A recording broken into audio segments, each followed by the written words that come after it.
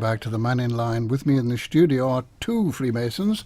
First of all, the Provincial Grand Master, Keith Dalrymple, and the Deputy Provincial Grand Master, Roger Southern. And as I've so often before said, they are here to talk to you, so please do telephone us. 6668 is the number. We have one or two texts and emails in already, and various questions that have come whilst we were waiting for the news to finish. One of them, of course, Keith, is an unusual one. Does Freemason have a plan of salvation? That, which is an interesting question, considering we were talking about the other concepts before. No, I don't believe that we could ever claim a plan of salvation. We have a plan for self-improvement, for self-awareness, for betterment of ourselves and our surroundings and communities, and acknowledging our own weakness. But it's not a plan of salvation. There are religions who provide that service in the community. We're a little bit more practical than that. Now, I mentioned earlier, Roger, about the Masonic oath, and at one time penalties, which Keith said have gone into history now. But nevertheless, is a Masonic oath binding? The Masonic oath would be binding, but it's what makes up that oath that is the crucial part, because whilst you are undertaking to abide by it, there are also aspects to it that indicate you should not allow that to interfere with how you deal with the rest of the world, and shouldn't use it as an excuse to do any of the things that are alleged against us. How can you be released from your oath, then? Because of part of the oath says that you will not use it in that manner. Yeah, but can you get out for some reason? Can you decide? I mean, when people, you talk about the various secret things, with handshakes or whatever it may be, when somebody wishes to leave the Freemasons, they're leaving with that knowledge. What can you do about that? Nothing you can do about it. No. They are free to leave at any time. It is, as part of the oath, binding on them for as long as they shall live, but whether or not they want to take that to heart is up to their own conscience. Right.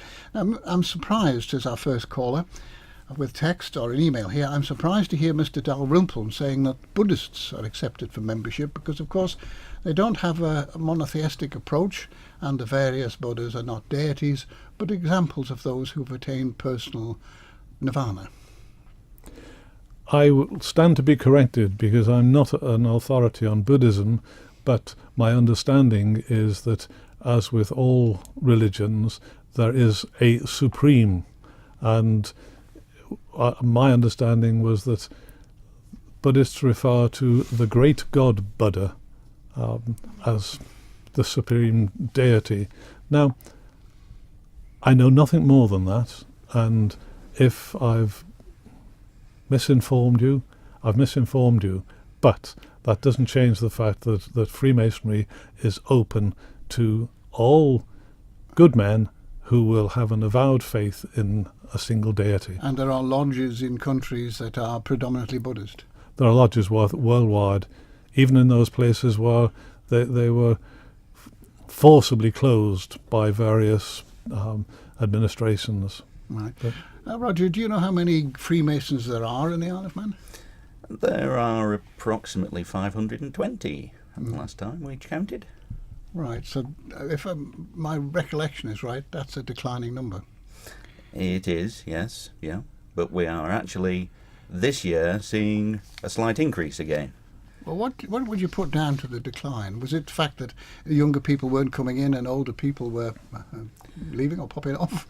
I don't think we can deny that we have an older age profile.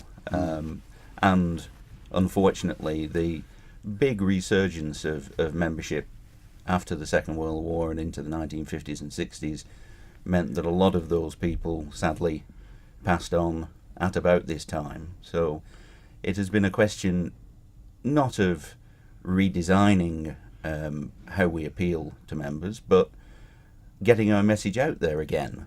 Because, as you say, there has been this secrecy which has surrounded the organisation, which needs to be broken down so that we can attract younger members. So I suppose I've already suggested this to Keith once, but maybe I can ask you.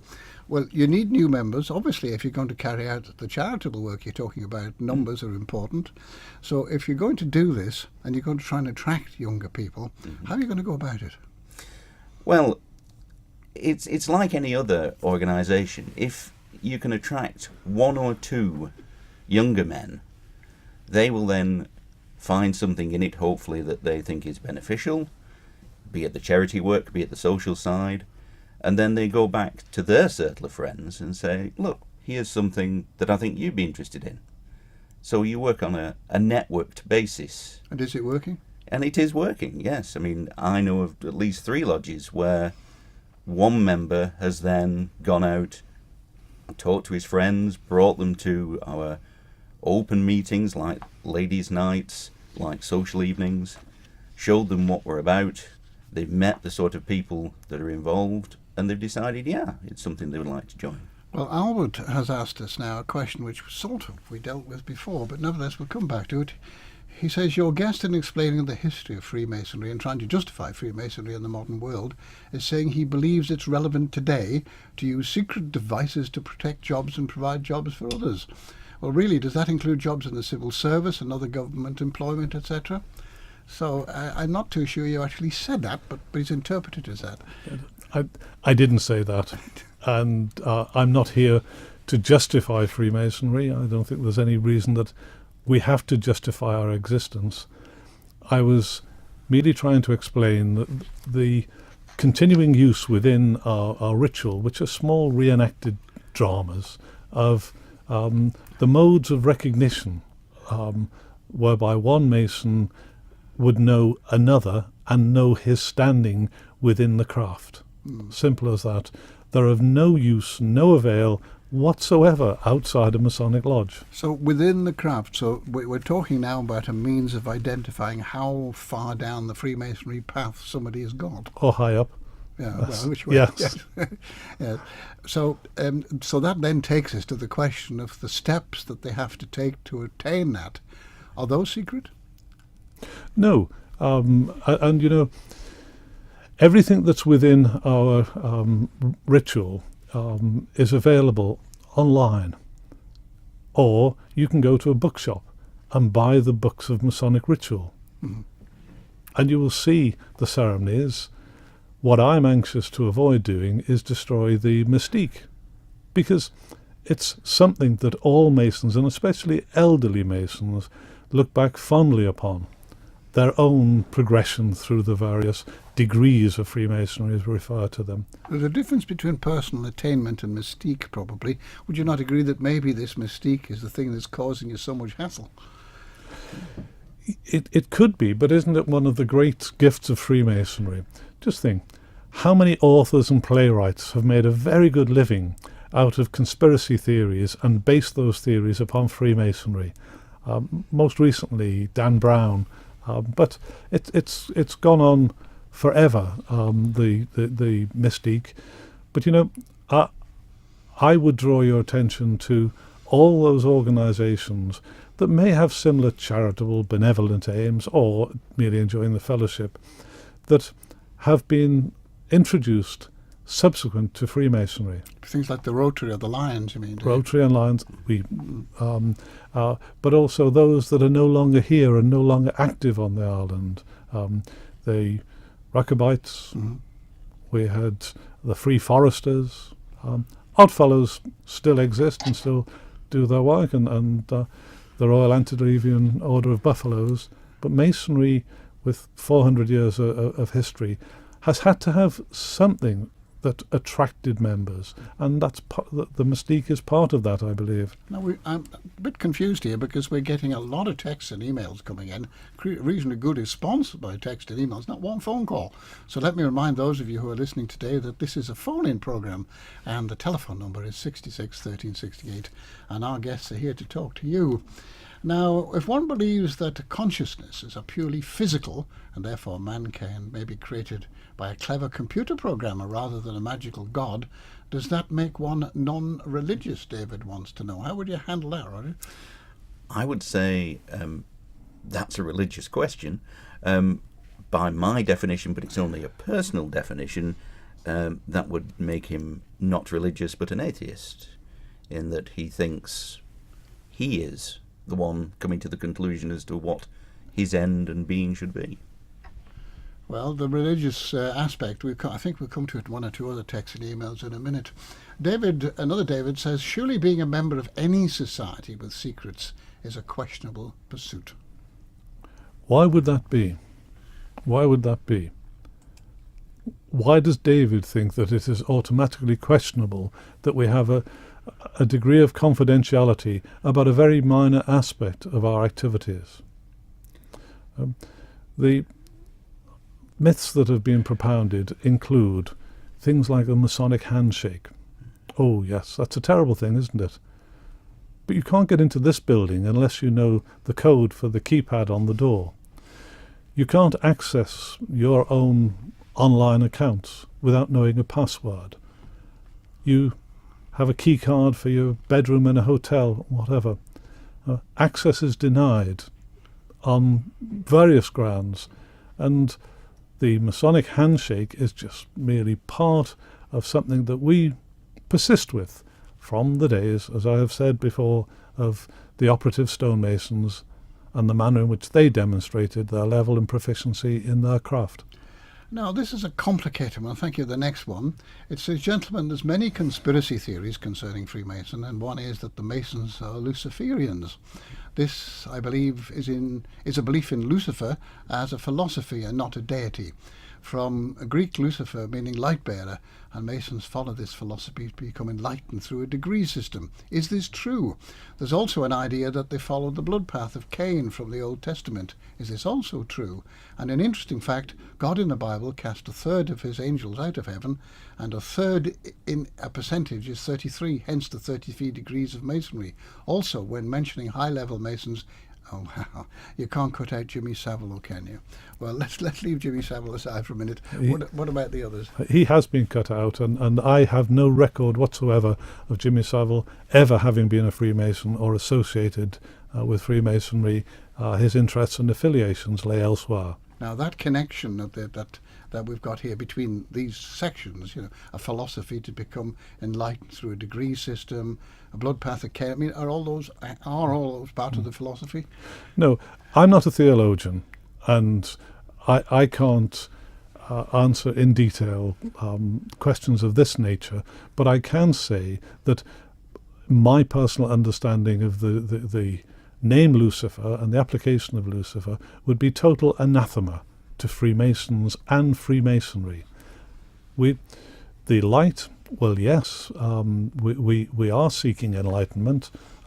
Isn't that what encouraged men to come out of the caves or get down out of the trees? That form of enlightenment. If you really study Masonic history and want to take an academic view, there was a point in which Freemasonry altered part of a ritual of one of its degrees, and that was because they made references to ancient languages, and I believe the ancient language in then was Chaldean, and we made reference in times gone by to a name which could be misconstrued not as the name of God, as the Jewish faith would refer to him as Jehovah, but somewhere along the line this had been misspelled or mistranslated, and it could be construed as the name, a satanic name. Well, funny, we got a second question on that, Roger. It says, I've read the famous Masonic book called Morals and Dogma by Albert Pike. In this book, it talks about the Luciferian doctrine and that there will be 3 world wars that will force the profane to follow Lucifer. Is my reading of this text correct? Now, that's a fairly deep question, isn't it? I don't know how you've interpreted the text. I'm hoping that there won't be 3 world wars, to be honest with you. And well, I've heard that theory before, of course. It's not a new one. No, it's not a new at all. But I've never heard it applied to Freemasonry before. No. Should the police be allowed to be Freemasons? Yes, if they have full cognizance of their obligation to Freemasonry, which is to not allow it in any way to affect how they deal with society as a whole. Okay, well, the police thing's been thrashed about quite a bit at the moment. I think. Do you have? I mean, without telling me the numbers and names, do you have many policemen in the Freemasons? I'm aware of one current serving officer, and 4 long retired. Okay.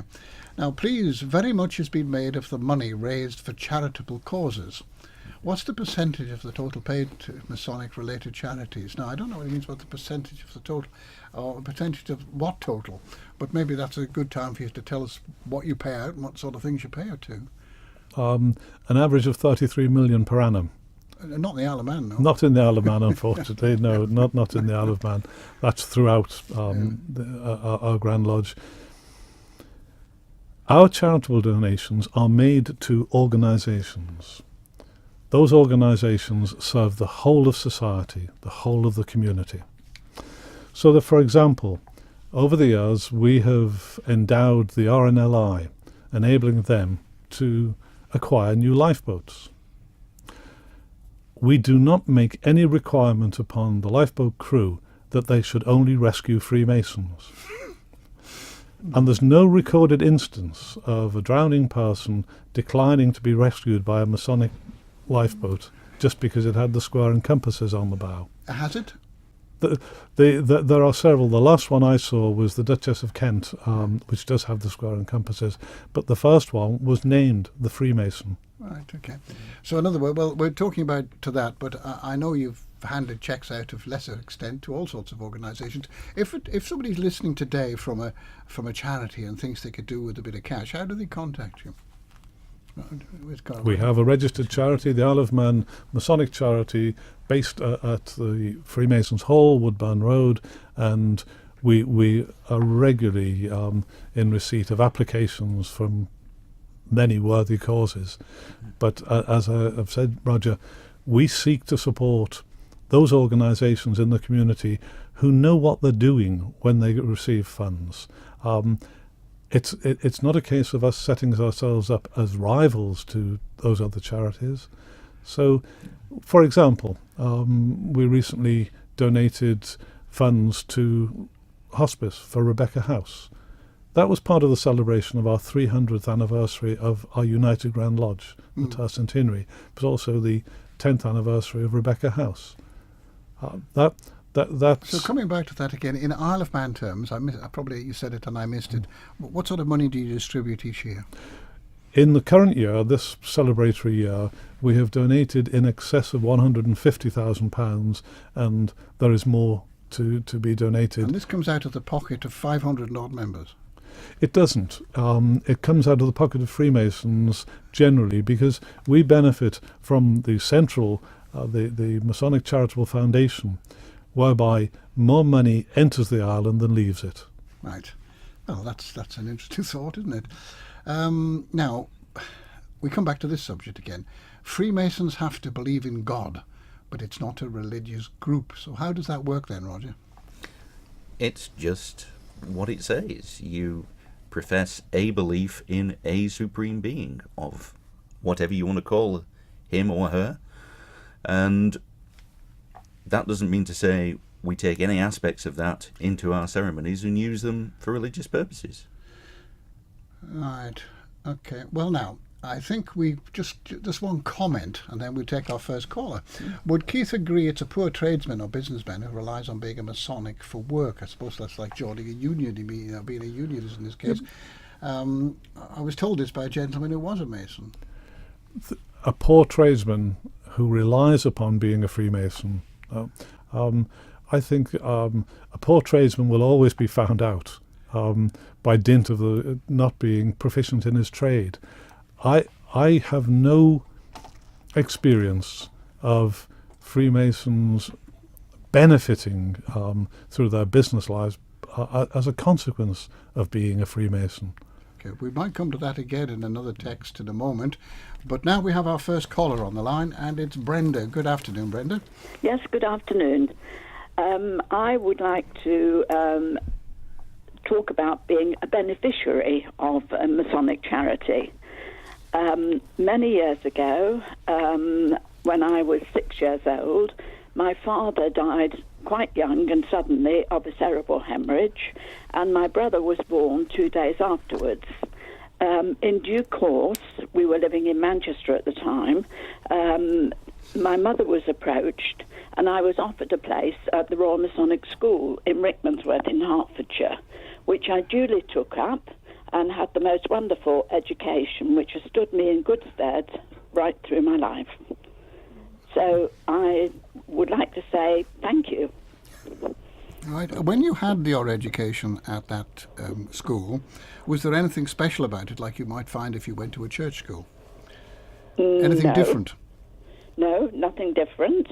I mean, we had a chapel. We went to church on Sundays. It was just the regular Church of England service, as far as I know, and that was it. And absolutely everything was taken care of. Travel, uniform, school books, the whole thing was taken care of. And this was right up to the end of secondary education, was it? Yes. Right. Did you leave to go on anywhere else, or did you? I left and then went on to a secretarial college. Right. So that was not connected with the Masonic movement. No, but the education you received stood you in good stead in that Absolutely. respect, did it? Yes, right. Yeah. Okay, well, thank you for telling us about that, Brenda. Thanks very much. Thank you, Brenda. Yes, thank you, You're very Brenda. welcome. Cheers. Bye-bye. Bye-bye. Right, that's interesting, because of course that's another aspect we haven't even touched on yet, isn't it? That perhaps the spin-off from it in other ways. However, we've got James here, who doesn't quite see it the same way as the rest of you, anyway. I read the book called The Brotherhood by Stephen Knight, published in 1984. Clearly this organisation is sinister, and despite your guest's good intentions, I wonder if they're aware of how corrupt it gets further up the scale of degrees of office it has. The secret handshakes and rituals are petty, and grown men indulging in such is pathetic. Well, there we are. I suppose there's a root cause of some of your problems. But James is entitled to his own opinion, as was Stephen Knight, and he expressed his opinion in that book, inaccurate though it may be. We live in a democratic, free society. Right. Well, I can't get much more into that debate, can we, at the moment? Unless you know something more than I do in that respect. I could only repeat what I said before. Yeah. There are people who generate a very good living out of preparing books, texts that malign Freemasonry and other organisations. I suppose we've got to be careful sometimes in all organisations. Look at some of the problems that have been happening lately, in whether it's churches or whether it's whatever the case may be, in places you wouldn't have expected the priest, for instance, to cause a problem, a definite problem in some places. So I suppose you have to accept the fact that in the middle of all these 200,000 people, you're going to get a few bad eggs. Absolutely. In every organisation. And that, for our purposes, we say that whilst individual Masons may fall beneath the standards that we desire and we set for them, Freemasonry as an organisation does not. Right, let's take a break. And welcome back to the Mannin Line.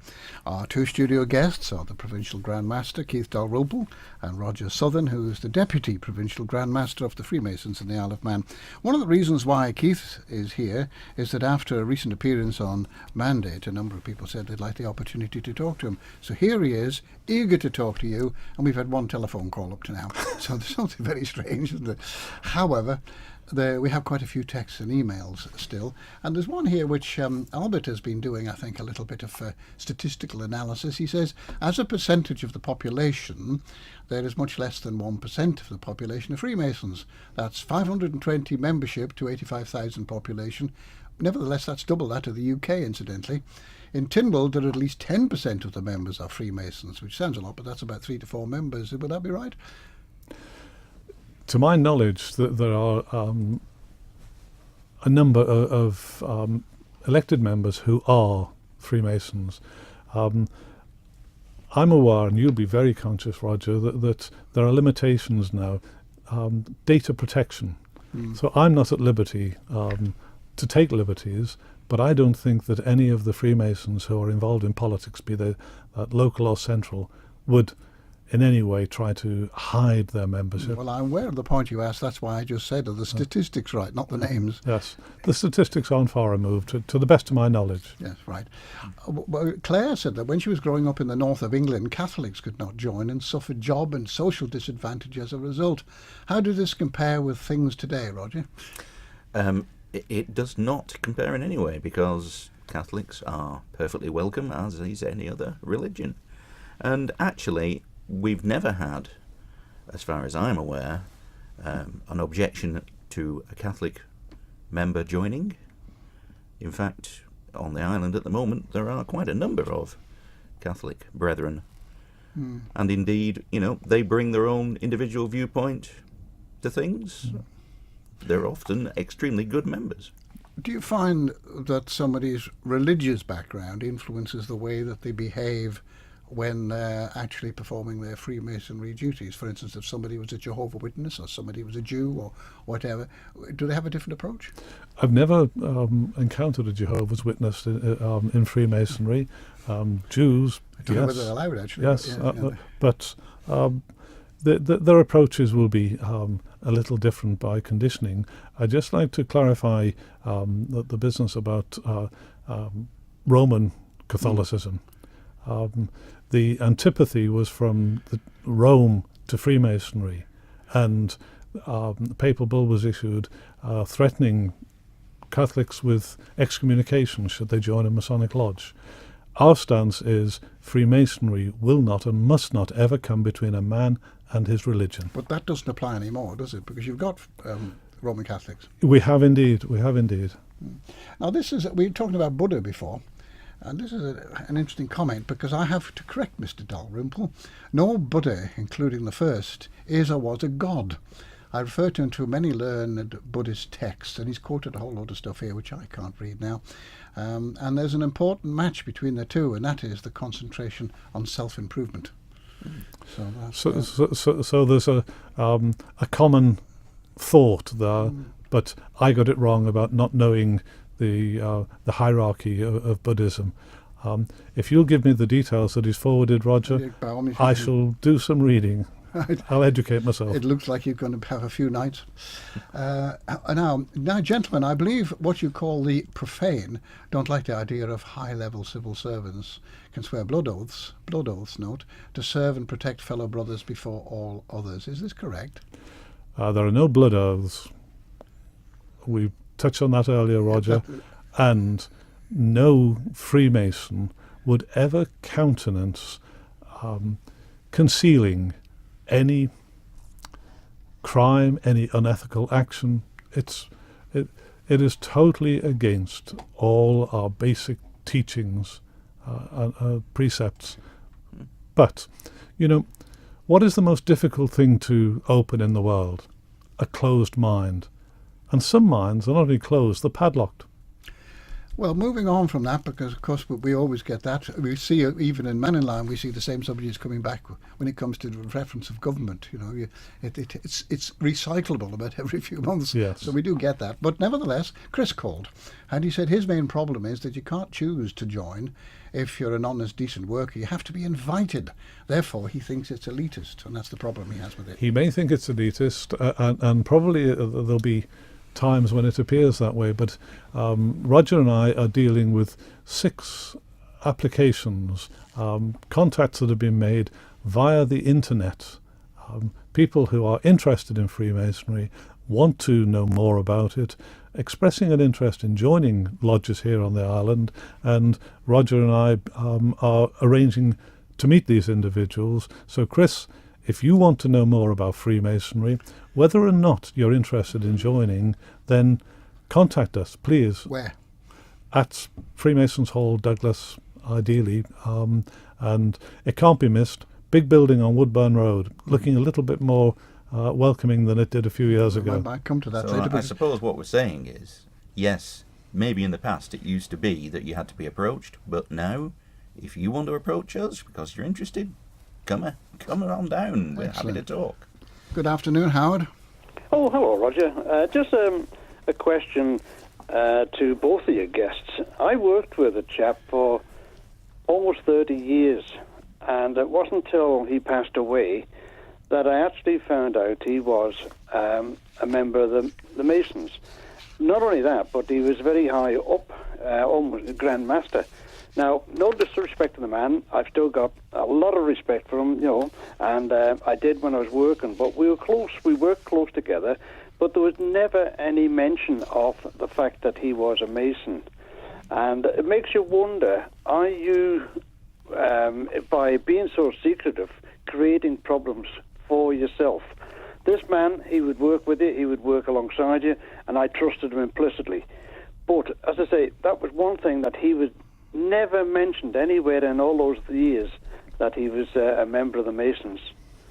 Well, And, maybe that's somewhere people are very suspicious of this. They're untrusting. Although I trusted this fellow implicitly. Howard, this is Keith speaking. Thank you very much for your call. I believe that you're absolutely right, that we've done ourselves as an organisation a disservice by the clandestine secrecy that's persisted. But it's only persisted for part of our history, and, I don't want to repeat everything I said about the persecution of Freemasons and so on, but here on the Isle of Man, Freemasons regularly were seen processing in full regalia to lay foundation stones for civic buildings, for schools, hospitals, invited to turn up because of the benevolence of Freemasons, such as Henry Bloom Noble, whose money still benefits, his legacy still benefits the Isle of Man. So, yes, I agree with you entirely. As far as your former employer or workmate is concerned, he was conditioned by the times, and perhaps, did he volunteer everything else about his life? Did he tell you? Yes. You know which football club he supported? Oh, no. I don't think he supported football. He wasn't one of those. But, besides, I say, it was just one of those things that it surprised me. It didn't shock me. It surprised me. And the fact is, I say, by being so secretive, he undermined the good work that the Masons are doing. Well, I can do no more than agree with you and say, with a number of fellow Freemasons, some years ago we attended a funeral of one of our fondly remembered Masons, and we discovered that not only had he been a Guards officer, that he'd won the Military Cross during his military service. I'd spent a lot of time in his company, and he never mentioned the Guards Regiment or his Military Cross. How old was this? How old was this friend of yours? How far back was this? Well, he passed away I'm almost thinking within the last 10 years. So he would be in his 50s and 60s. He wasn't a young person by any means. He was slightly older than me, and I'm 74. So he would have been in his 80s now. Right, that's the period, of course, that Keith was talking about earlier on. Where after the war, there was still this fear of discussion, wasn't there? But anyway, Howard, may I just make a... Just before you go a second. Hello? Yeah, we're here. Oh, yeah. We've had all the talk there on the Freemasons and the Masonry, and it's all been male-orientated. Now, hardly have I heard. I know there's a female lodge there, and I know for a fact, I know several of the people who used to be there that do a lot of good work on the ladies' lodge. There's been very little said about that, and that may be encouraging for not only the male side of it, but the female side to come back down into the Masonry. Mm-hmm. All that I can say is you're right. There is ladies' Freemasonry. There's the Women's Order of Freemasonry. There are two grand lodges, and as I understand it, they have similar ideals and do similar good work within our community. And I wish them every success. I'm not authorised to speak on their behalf. Anyway, Howard, we'll have to move on because we're nearly at the end of the programme. But thank you for joining us. Okay, thank you. Thank you. Bye-bye. Bye-bye. Yes, indeed, we have about 2 minutes to go. And I've got one here which seems to be, we're getting quite into deep sort of philosophy here, or whatever you want to call it. What does the G mean in the Mason square and compass? Does it mean God, gnosis, or the generative principle? Or perhaps it stands for geometry. Right. Or perhaps it does. No, my understanding was always that it stood for geometry. Right. Okay. Well, that's a straightforward answer. And Tynwald members declare membership of clubs and societies on the publicly available members' interests, which is available online. So he's listed the people he thinks that are actually members of Freemasons here on the thing. Well, let's see now. Just about a minute to go, and we just touched on the Freemasons Hall earlier on, Roger, and Keith said it had been refurbished. I think he didn't use those words, but I think that's what he meant. But it's not just used for Freemasons, it is to be hired by the public, isn't it? Oh, it is indeed, yes. It's trying to set itself out as the go-to venue for weddings, conferences, parties.